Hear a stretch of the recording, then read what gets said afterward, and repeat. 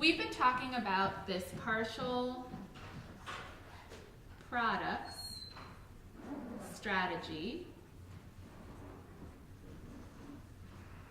for multiplication. And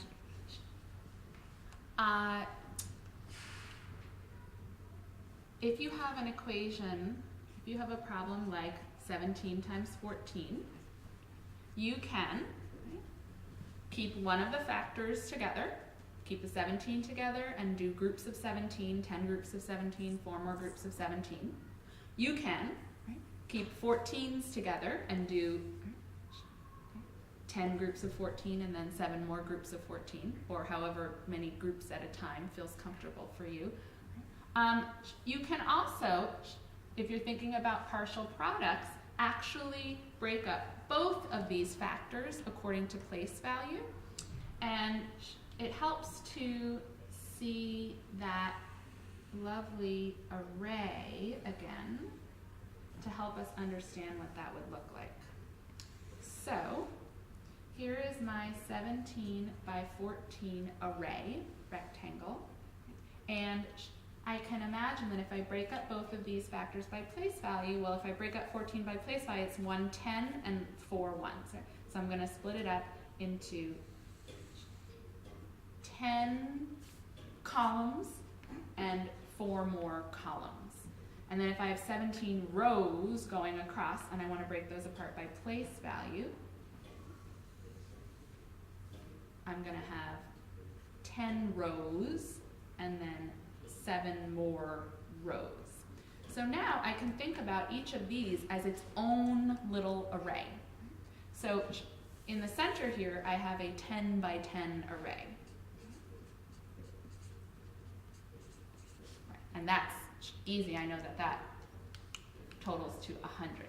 And what is this array over here? Let's see. It's 10 rows long and 4 rows wide. So it's a 10 by 4 array.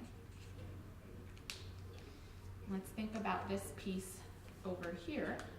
It is 10 columns wide and 7 rows tall. And then I have this little piece in the corner. It is 4 columns wide and 7 rows tall. So I know from having done other partial product strategies that now I could just add up my 4 partial products and it would give me the total. Now I'm going to write this another way and see if it looks familiar. Let's see. I had my 28, that was the red piece. Then I had my 40, that was the blue piece.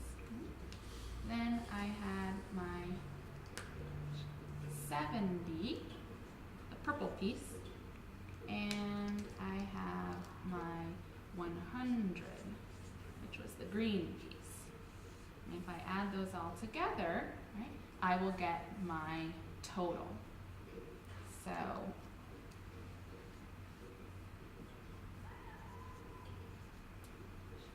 $238. Now, most of us are probably used to seeing the problem look more like this, which is, oh, I know, okay, 14 times 7, 4 times 7, that's 28. I'm going to put down the 8, carry the 2, and then 4 times 1 is 4, then I have to add the 2,